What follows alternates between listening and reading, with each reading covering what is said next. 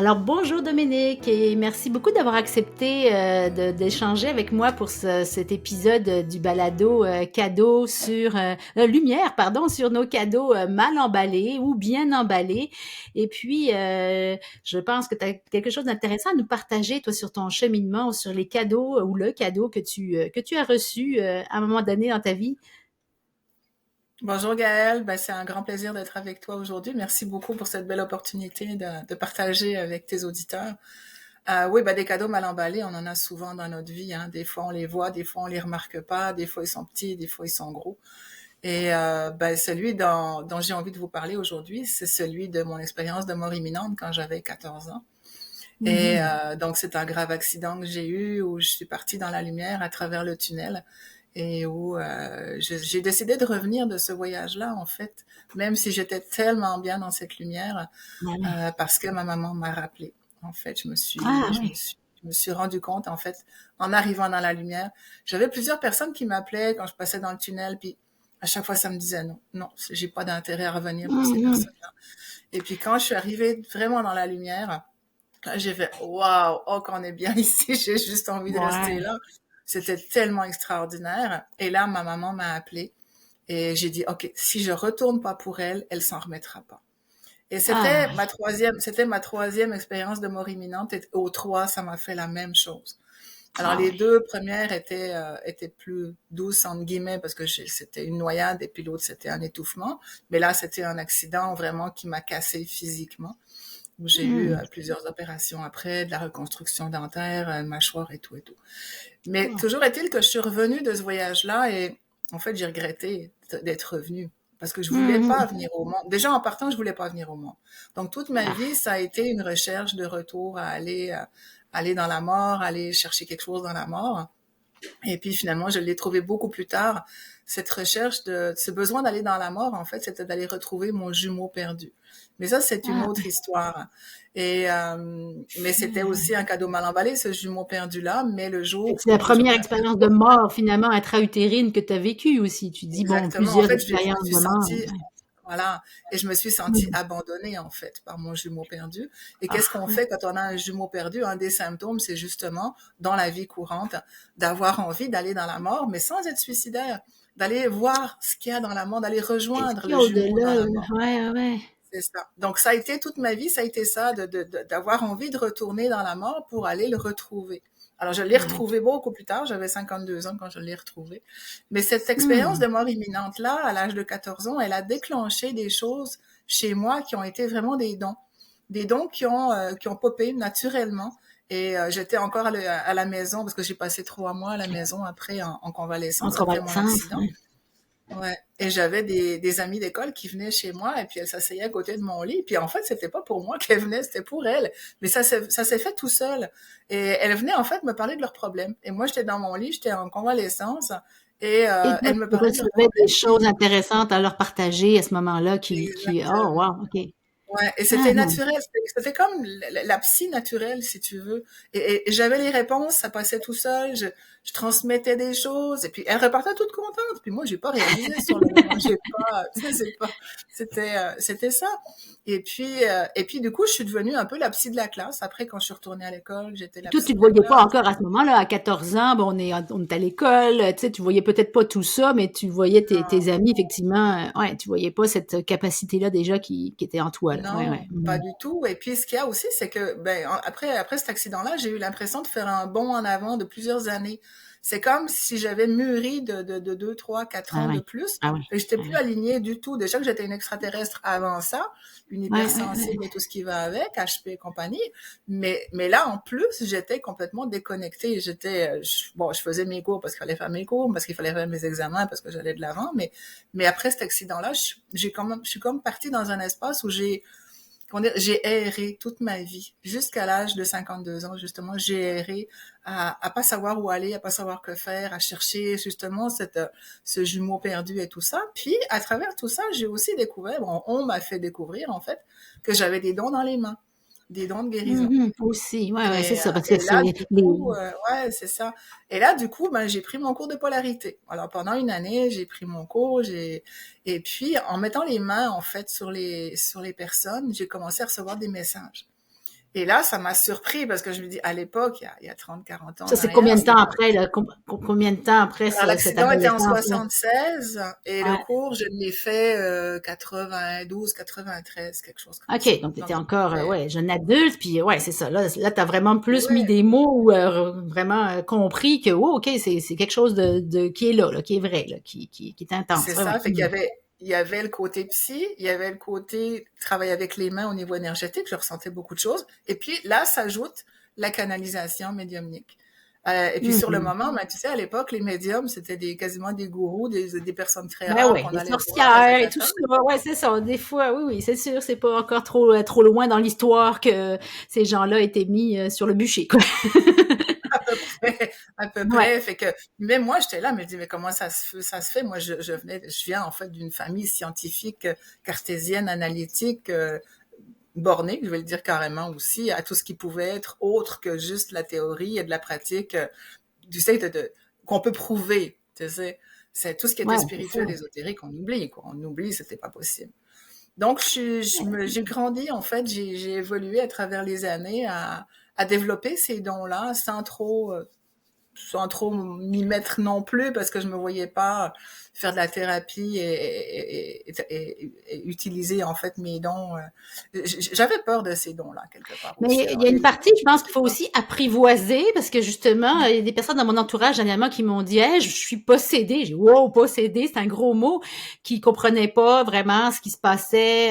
Ben, tu sais, quand tu vis des grosses émotions, que tu es très fatigué ou que tu vis une grosse Mhm. peine, ben justement, tu es peut-être plus propice ou sensible à recevoir des choses. Puis bon, en discutant, tu sais, j'ai vu que ce mot-là possédé était un peu fort et tout, puis que oui, il y avait des sensations, des images, des sons. Des fois, ça passe par l'écriture, tu sais, que tu te dis, ben voyons, c'est moi qui ai écrit ça, tu sais, ça passe par plusieurs médiums, puis ça peut faire peur. J'imagine que ça peut faire peur, Mhm. surtout, comme tu dis, à 14 ans, bon, c'était les copines, mais est-ce qu'il y a des moments où tu as senti que c'est quoi ça? Comment je fais pour gérer ça, ces Mhm. messages-là ou ces dons-là? Est-ce que tu as senti ça à un moment donné? Oui, ça a été très long et difficile parce que j'avais personne à qui en parler quand j'étais encore en Ouais. Suisse. C'est quand je suis arrivée Mhm. au Québec en 1986 que là, j'ai commencé à rencontrer des gens qui étaient ouverts à tout ça, où j'ai commencé à comprendre ce que je vivais, bon, la mort, la vie, les énergies, la spiritualité, l'ésotérisme et tout ça. Ça a pris du temps avant que je découvre vraiment ce en quoi je croyais, ce que j'avais reçu comme don, et puis Mhm. que j'ose tout doucement les développer parce que c'est vrai que ça me faisait peur. Moi, pour moi, c'était comment dire ça? J'étais consciente qu'il y avait de quoi dans l'énergie, dans l'univers, qu'il y avait des entités, qu'il y avait des personnes décédées, qu'on pouvait parler à je sais pas qui, aux Oui, c'est anges ou ça, mais peu ça reste importe à l'époque, extérieur quand tu on a vois. conscience de ça, Voilà. puis ouais. Mhm. Mais j'avais jamais eu contact avec ça, puis on m'en avait jamais parlé, puis tout ce que moi j'entendais parler dans ma famille, c'était négatif. Tu sais, Ouais, les c'était fantômes, ça les faire des. films, toutes ces choses, ouais, tu sais. Ouais, mais plus que ça prenait des exorcistes, c'était Oui, noir, oui, avec tu la sais, il y avait religion, tout ce bon, ouais, côté-là, ouais. tu sais, avec la Mhm, religion, mhm. ouais, c'est ça, tu vois. Ouais, Donc, ouais. ça a été beaucoup, beaucoup de travail en solitaire à développer tout ça. Donc, j'ai pris des cours, puis après ça, ben, je l'ai laissé aller, la vie aller. Et il y a quelques années, en fait, à commencer à. J'ai toujours suivi mon intuition, cependant. Et quand je Mhm, suivais mon intuition, ça fonctionnait. Quand je suivais pas mon intuition, je me plantais. Donc, mhm, à un moment donné, c'est de dire, OK, je suis d'accord que j'ai une bonne intuition, et puis quand je la suis, quand je me respecte et que j'écoute pas ce que tous les autres pourraient dire que oui ou non, c'est bon, c'est pas bon, ben ça fonctionne. Donc, en mhm. fait, j'ai continué vraiment à me faire confiance, à croire en cette intuition et en ces dons que j'avais.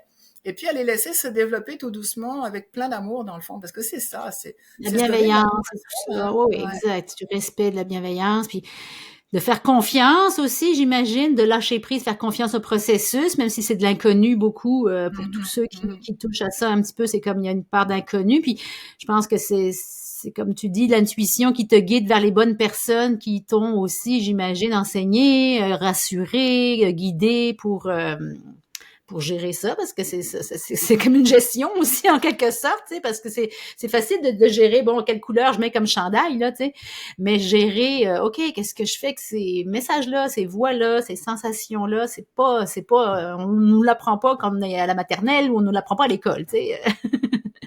Non, pas du tout. Puis bon, j'ai quand même été bien entourée de Mhm. gens bienveillants Ah, c'est qui étaient probablement, certains étaient carrément médiums aussi, puis ils me donnaient des mhm. trucs. Donc, tu sais, j'ai reçu à travers tout ça, j'ai eu beaucoup d'outils qui me sont arrivés.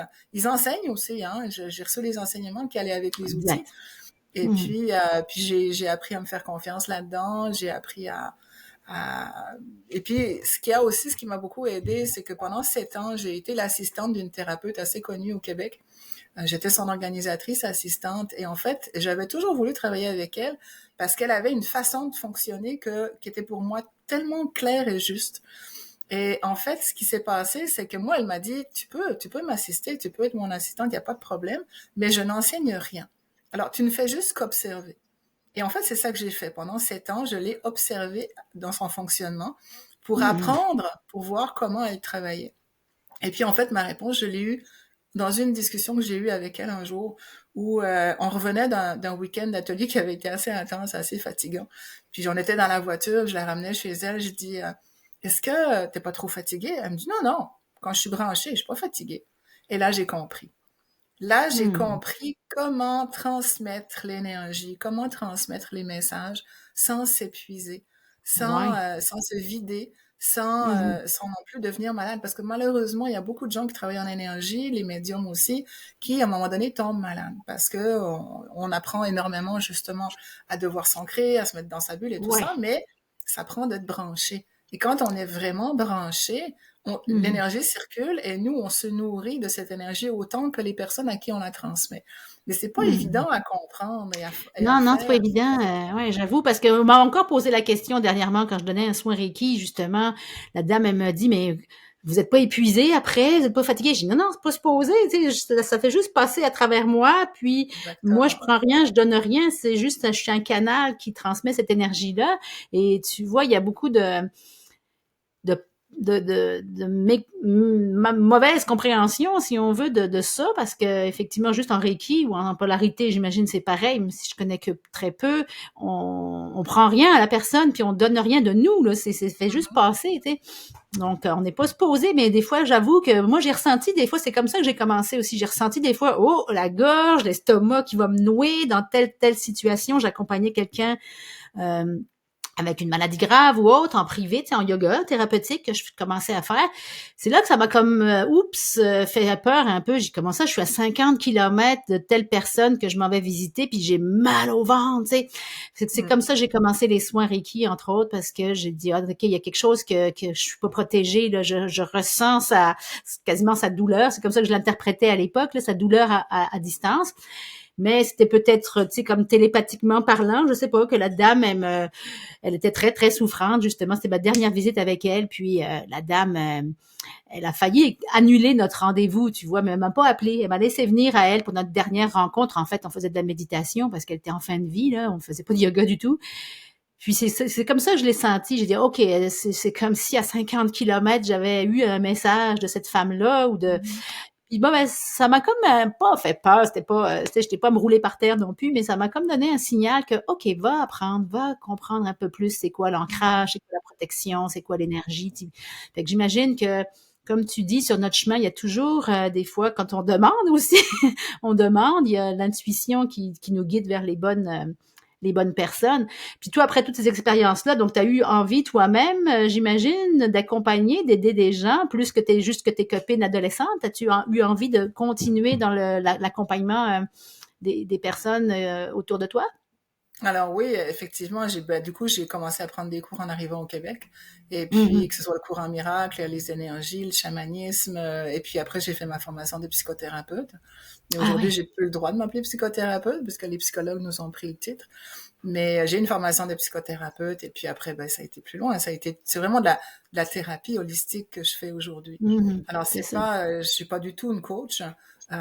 Et puis, c'est vraiment thérapeutique le cheminement que je fais faire aux gens. J'ai une des formations aussi que j'ai pris en France, la formation PIT, qui va travailler aussi au niveau des émotions.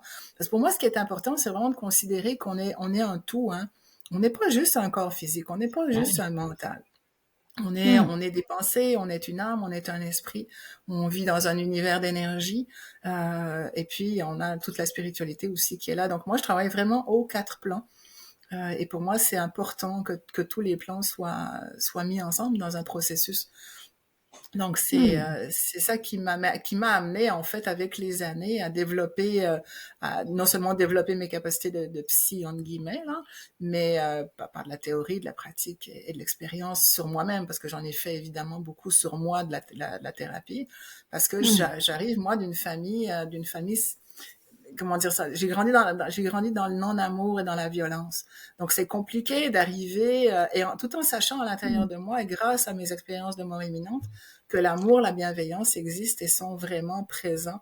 Et en fait, j'ai pas compris quand je suis revenue de mon expérience de mort imminente ce que je revenais faire sur Terre, alors que la vie était à l'époque pour moi extrêmement difficile. Puis Hmm. après, j'ai compris que, en fait, si, ça a été une réponse à une question que j'avais demandé à Dieu, ou on l'appelle comme on veut, de me faire aller dans cette expérience de lumière et d'amour pur pour pouvoir ensuite revenir sur Terre et le découvrir en moi pour Ouais. aussi ensuite le D'incarner rayonner vraiment autour de ça moi. sur...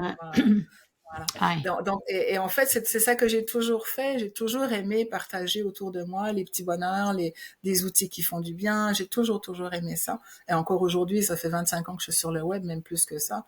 Et Oui, je suis c'est vrai. encore toujours, tous les jours, en train de partager des pensées, des Des jolis textes, moments, des des articles et tout textes, ça. ouais, Oui, des oui, c'est vidéos. vrai. Mhm, mhm, mhm. Mhm. Non, mais Donc, c'est fou ce que tu dis. C'est tellement beau aussi parce que, comme tu dis, bon, ok, t'as senti que c'était ta maman qui te rappelait, puis qu'il y avait, qu'elle s'en remettrait pas, puis que malgré, comme tu dis, tout le contexte familial qui aurait pu te dire, ben, je m'en vais, là, c'est assez. Puis mhm. cette propagation-là ensuite de bienveillance et d'amour, ben oui, elle t'a habité de toute jeune, mais là, comme tu dis, il y a eu, ça se fait pas non plus en claquant des doigts, là, il y a eu tout un cheminement à faire.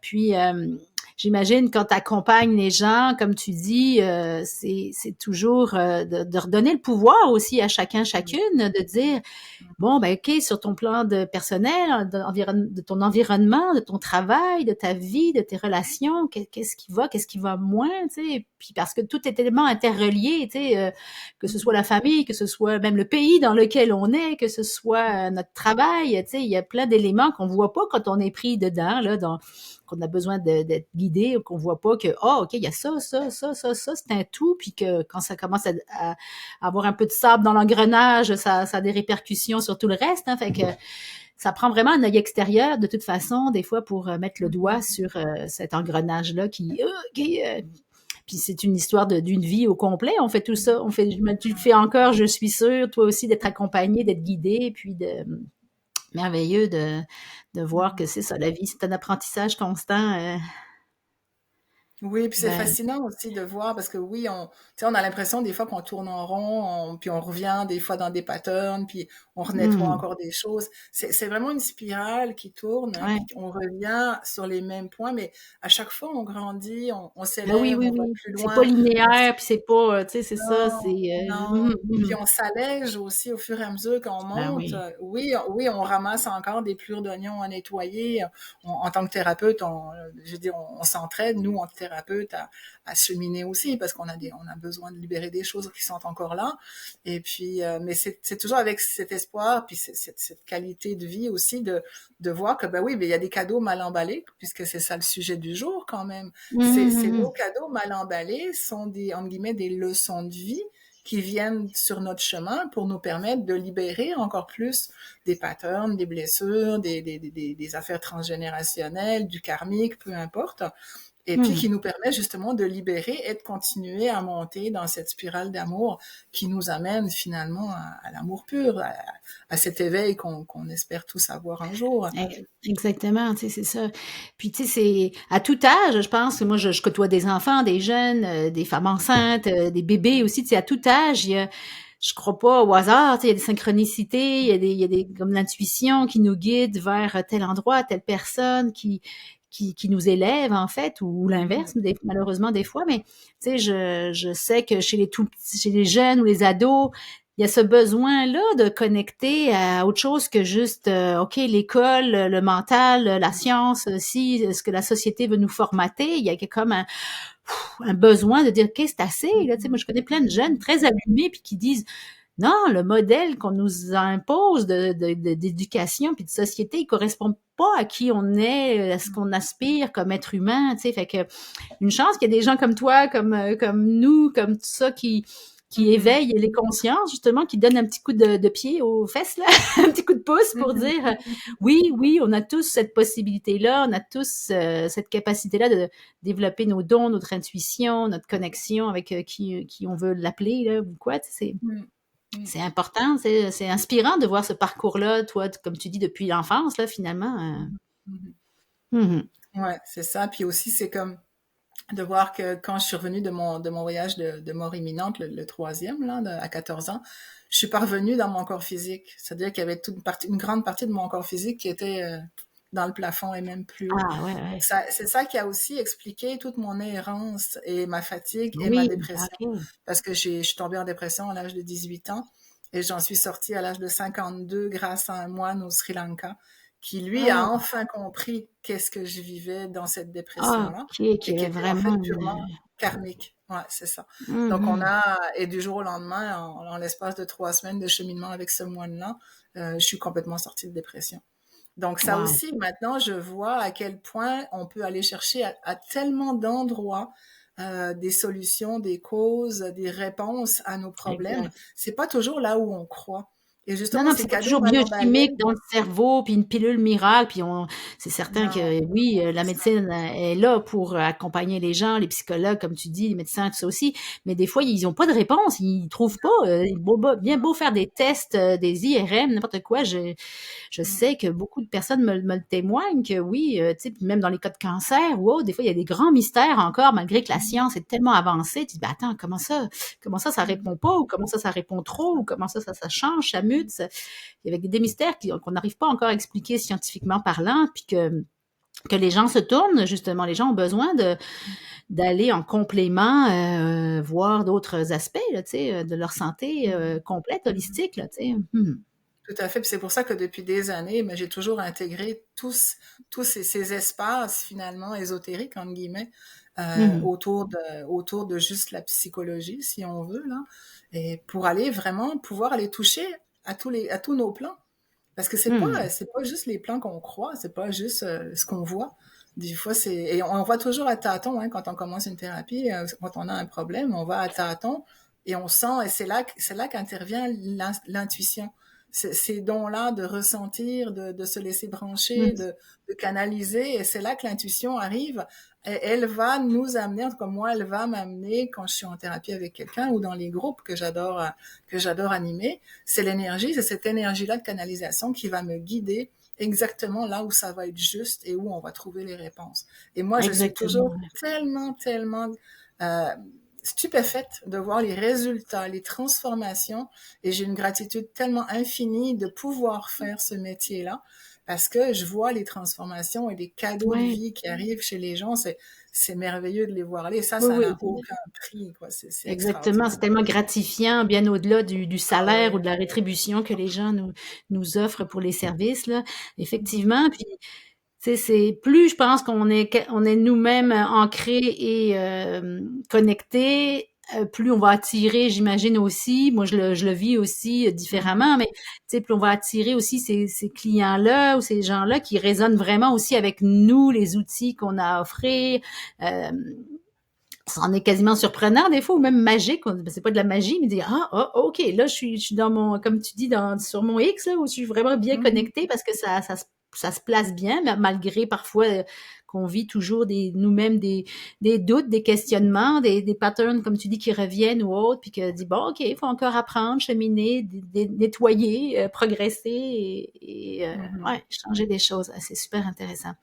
Mhm. Parfait. Ben écoute, est-ce que tu veux donner le mot de la fin là, pour nos auditeurs, auditrices, en lien avec ce qu'on peut faire, juste, enfin, pas forcément ce qu'on peut faire, mais qu'est-ce qu'on, c'est quoi l'espoir, c'est quoi le message en fait quand on reçoit un cadeau? Parce que quand on le reçoit au début, on le voit pas le cadeau du tout là. Puis c'est quoi pour toi cette notion de cadeau mal emballé qui nous donne comme lumière, justement, comme aperçu sur notre vie à long terme, mais Ben, c'est pas toujours sur le court terme. Ouais.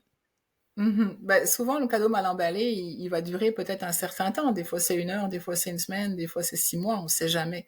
Mais comme tu dis, Mais plusieurs années, moi, dans ce que ton cas aussi, oui, oui, oui, ben comme par exemple la dépression, pour moi, c'est un cadeau mal emballé qui du jour au lendemain s'est déballé parce mmh, que c'était le temps, parce que j'étais prête à ce moment-là, parce que ouais, j'avais en l'occurrence payé mon karma. Donc là, ça a ouais, pu se déballer. Par contre, il y a des fois où on vit des choses très difficiles, puis je vois ces temps-ci, tout le monde passe au tordeur, on vit mmh. des choses extrêmement difficiles, tout le monde. Ouais, puis là, c'est pas très C'est très très aidant de se penser qu'on est dans un cadeau, ça te fait encore plus mal quasiment des fois de dire: «Non, c'est pas un cadeau du tout», voilà. là, tu sais? Non, Ouais, mais par contre, c'est ce qu'on est en train d'apprendre à travers ce tordeur-là, qui va nous permettre de comprendre, de libérer des choses qu'on a encore besoin de guérir. Et c'est là mmh, qu'on doit s'accrocher, parce que ouais, c'est pas forcément évident. Mais en même temps, c'est de lâcher prise et de se faire confiance et de suivre son intuition. De se dire, OK, mmh, j'ai le droit de vivre un moment difficile, de pleurer, de crier, de tomber, de m'affacer, d'être fatigué. J'ai le droit, mon corps, mon âme, exact. mon cœur ont besoin de ça. Et c'est Mmh, juste de se permettre, je dirais, de s'octroyer, de s'offrir ce moment de grâce qui est pas forcément évident à vivre. Et j'en sais, je sais de quoi je parle. Mais vraiment avec l'espoir et avec, à un moment donné, on se laisse aller jusqu'au fond. On touche le fond, on lâche mmh, prise et on demande l'aide en haut et on dit, OK, ouais, maintenant je veux juste aller là où je dois aller. Et là, tout d'un coup, mmh, la vie s'ouvre devant nous et le ouais, cadeau se déballe. Et c'est exact, ça qui est merveilleux parce que le cadeau, souvent, on s'y attend pas. On s'attend pas du tout à ce qui va nous ouais, ouais, arriver. On l'aimerait, mais éventuellement, c'est ça qui va arriver ou pas. Mais c'est ce qui est sûr, c'est ce qui va arriver, c'est encore mieux que ce qu'on aurait pu mmh, vouloir. Donc ça, exactement. c'est vraiment se faire confiance à son intuition et Mmh. s'accueillir dans son vie avec vraiment beaucoup de bienveillance. Mmh, effectivement. Ah ben, Mm. merci, effectivement, c'est une belle conclusion, de ce que ça peut être cette expérience-là sur du petit, moyen ou long terme là de d'un Mm. événement marquant dans notre vie. Mais je te remercie beaucoup de ton temps, et de ce beau partage, Dominique. Je te souhaite une belle journée et puis, à bientôt. Merci beaucoup. Merci beaucoup, Gaëlle. Merci à tous d'avoir été là. C'est un grand plaisir d'être avec toi. Merci. Mmh. Bonne Merci. journée.